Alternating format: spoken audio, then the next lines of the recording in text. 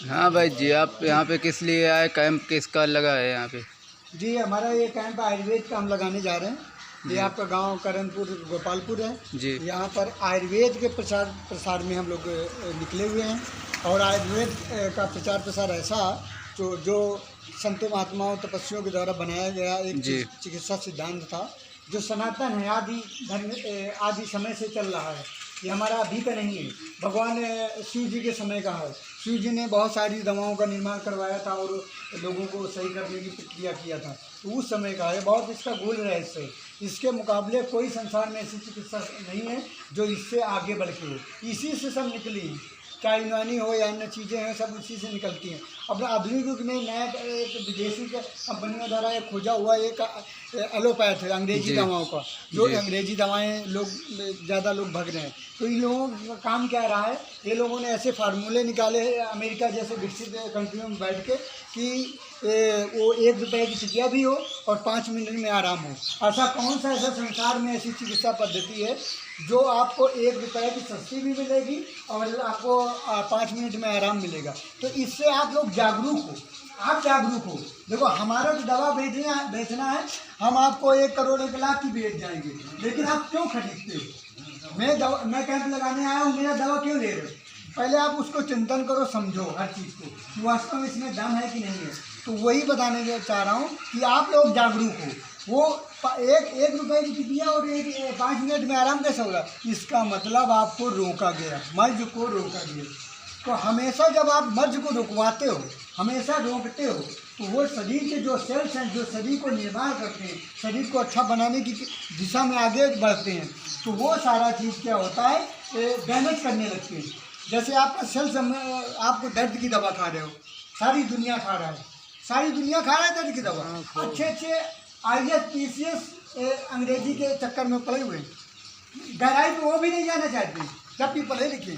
तो उसमें है क्या कि वो लोग एक सेल्स को बेहोश करना या उसको जो संवेदनशीलता है, उत्सर्जन क्रियाएं हैं, उनको रोक देना, जिससे के माध्यम से माइंड को अब वो चीज़ नहीं मालूम पड़ती है। तो ऐसा लगता है हमको दर्द नहीं हो रहा, हालांकि उस एरिया में दर्द कंटिन्यू हुआ करता है। तो ये सारी चीज़ें, तो इसको आप जागरूक होगे तभी अच्छा होगा।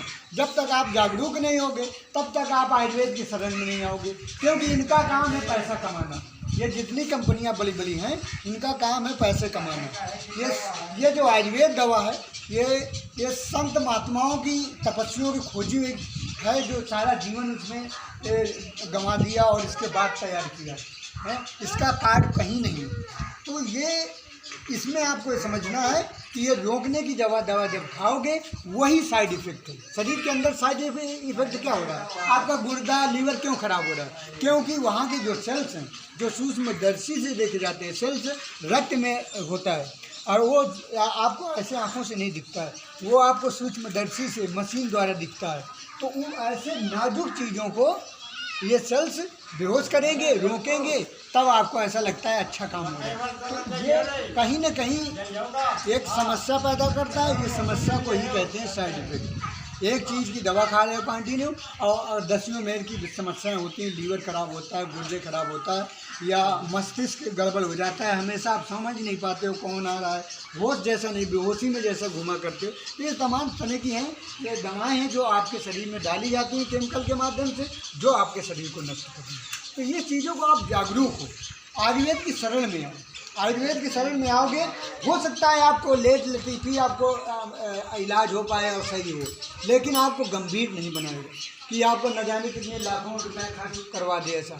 क्योंकि ये आप यहाँ भी है, इसमें भी आयुर्वेद में ऐसी दवा है कि आप स्टार्टिंग में दवा कराओ, जैसे आप तुरंत जाते हो इंजेक्शन गोली करवा देते हो, ऐसे तुरंत आयुर्वेद की दवा कराओ, आपको 1 हफ्ते में उसमें भी सही हो जाएगा।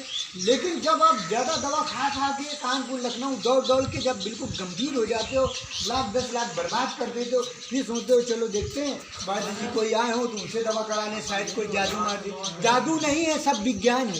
ये संसार जो संचालित है, जो आत्मा और पशु पक्षी और वनस्पति का निर्माण हो रहा है, ये एक चक्र के माध्यम से हो रहा है। एक विधि है, एक संसार की जो एक व्यवस्था है, स्वभाव है, जो नेचर में जो स्वभाव है विश्व प्रकृति का, वो माध्यम से हो रहा है, तो माध्यम से हो रहा है, तो उसी माध्यम से हमको चलना पड़ेगा। ज़बरदस्ती हर चीज़ का इलाज कोई रोक करके सही करना वो गलत होता है।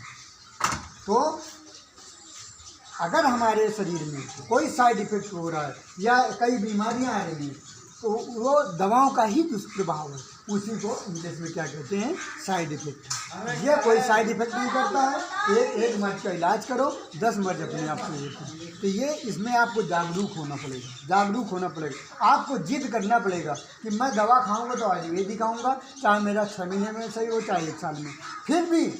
फिर भी ऐसी चुनौतियों के बाद आयुर्वेद एक जिम्मेदारी से कहता है, क्या कहता है कि आप कहते हो हमारा बीपी बढ़ रहा है, नहीं से हो रहा है। आयुर्वेद ऐसा नहीं कहता नहीं से होगा।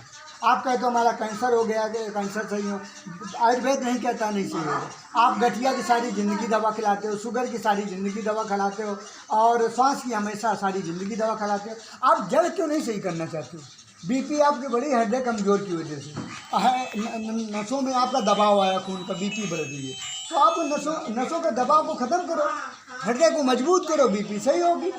आपको मान लो गठिया है, यहाँ चिकना तत्व की कमी आ गई, चिकना तत्व की भरपाई करो, सही होगा। आप दर्द की दवा खा रहे हो, तो कहीं ना कहीं हमारी आपकी अज्ञानता है, तो यह अज्ञानता को हटाना है। इसके अलावा आप आगे आप इस तरह का आयुर्वेद की शरण में आके आयुर्वेद दवा कराइए और इसमें सफलता आपको मिलेगी। ये है हम लोग यहाँ पर कैंप लगाए हुए हैं। कैंप लगाने में जो डॉक्टर फीस हम लोग 100 रुपये लेते हैं, इसके अलावा कुछ नहीं लेते, 1 हफ्ते की दवा देते हैं, कम से कम 2.5 दिन की दवा देते हैं, और उसमें टिकिया, गोली और क्या कहते हैं भस्म, चूरन और सिरप वगैरह भी देते हैं, यानी कि काफ़ी दवाएं देते हैं। इसमें किसी भी मरीज़ को ऐसे कहने का कोई चांस नहीं है कि फलाने वैद्य जी आए और हमको ठग के लेके गए। और मैं आपके बगल का गांव का रहने वाला हूं, मुझको तो आयुर्वेद का प्रचार प्रसार करना, इसलिए मैं उसे निकल करके जाऊंगा। ठीक है, आप लोग तो काफ़ी हद तक समझ चुके होंगे। जय हिंद।